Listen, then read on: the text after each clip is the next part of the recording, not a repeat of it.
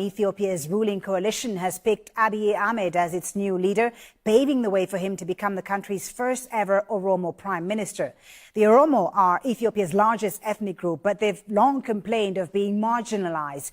Abiy Ahmed is the head of the Oromo ethnic party within the ruling EPRDF coalition. He was born in the city of Agaro in Oromia and comes from a mixed Christian and Muslim family. The 42-year-old is believed to have a huge amount of support among the Oromo youth, many of whom have been active in anti-government protests. But critics have also pointed to his background in the military and as director of the Information Network Security Agency, which has been accused of spying on Ethiopian dissidents, as evidence that he is not a reformer. Now, the international community is closely watching the developments in Ethiopia. It's Africa's second most populous nation, and many are hoping the appointment of an Oromo prime minister will help address some of the demands of recent protests. The government declared a state of emergency last month after the sudden resignation of Prime Minister Haile Mariam Desalegn. He said it was to make way for reforms. It's the second in 2 years. Ethiopia's coalition government had been facing pressure from two of the largest ethnic groups, the Oromo and the Amharas. Both say the minority Tigray ethnic group has too much influence in the country. The unprecedented protests led to a heavy crackdown. Hundreds of people were killed and tens of thousands arrested, along with a 6-month state of emergency, which was imposed back in October of 2016. Tigrayans account for just about 6% of the population, but they've dominated politics and the security forces in Ethiopia. It's been that way since a group of guerrilla fighters led by the Tigrayans overthrew a Marxist regime in 1991 and took power, but this has created a great deal of resentment in recent years among Ethiopia's ethnic groups. Well, let's speak to Tsedaleh Lema in Frankfurt, Germany for us. She's the editor-in-chief of the Addis Standard, and she's via Skype with us. Thank you so much, Tsedaleh, for being with us. So, how significant do you think this appointment is of Abiy Ahmed? Beyond marking an ethnic milestone for Ethiopia, do you see him changing the ways of the ruling party? Significant it is, yes. But when we talk about changing the ruling party, this is a change that the ruling party brought in order to redeem itself, because it has been facing a deep fracture and, in fact, a collapse within the last few months. So they have finally begun to reckon with this danger that is taking the party itself down, along with the country. And this is a measure that the party decided to take in order to redeem itself and in order to become relevant again in the eyes of the constituency and in the eyes of the Ethiopian people. Right. So it's significant in that regard.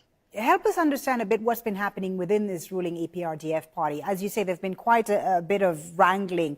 You have the conservatives, of course, who want to maintain the status quo, and the reformists who feel the country is heading in the wrong direction. Which of these two currents right now in the ruling party is in the strongest position?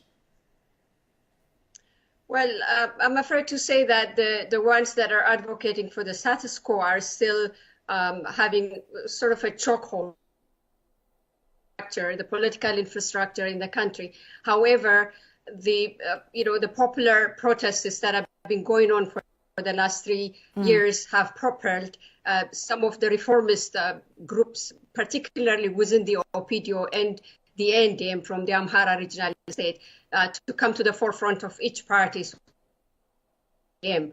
But however, they still have to wrangle to assert themselves and continue to become relevant against the ones that are advocating for the status quo.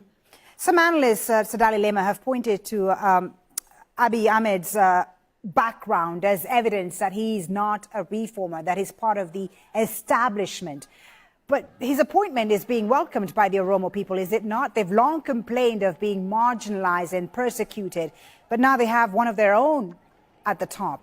Is this going to make a difference, you think, as far as the protests we've seen in recent months and recent years in Ethiopia?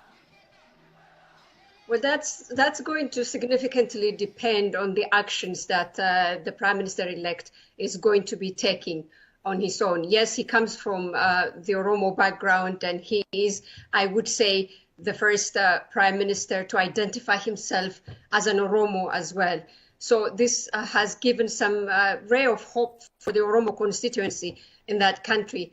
But I don't think the Oromo people are going to settle because an Oromo is occupying the palace now. I do.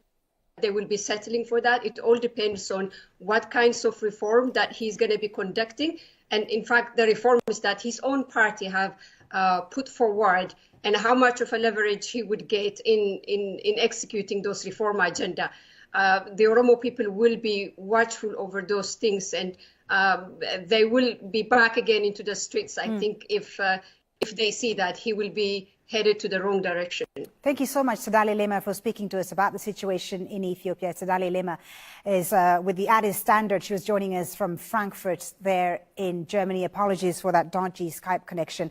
And there's been quite some conversation online about this on Twitter, the situation in Ethiopia. The fact that Abiy Ahmed is from the protest-stricken Oromia region has, according to many, its own significance. Some say it brings the possibility that he may not ignore the demands of the protesters, yet this all depends on different factors. One man tweeted this: if the new prime minister doesn't become an agent of legal and political reform while responding to the demands of the protesters in the spirit of making them feel loyal and responsible citizens of Ethiopia, their ambivalence of dismantling or reforming the empire remain a destabilizing factor.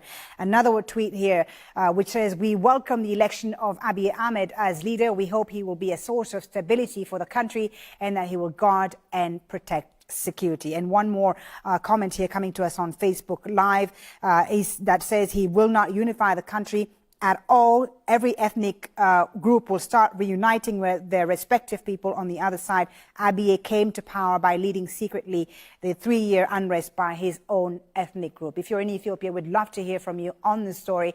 Connect with us on social media using the hashtag AJNewsGrid. And there's a very interesting opinion piece about the current political situation in Ethiopia on AlJazeera.com. Awal Alo gives his view on the latest state of emergency that was imposed. He says its purpose is not to protect the constitutional order, but to silence the voices calling for change. It's an interesting perspective. Read it on AlJazeera.com. All right.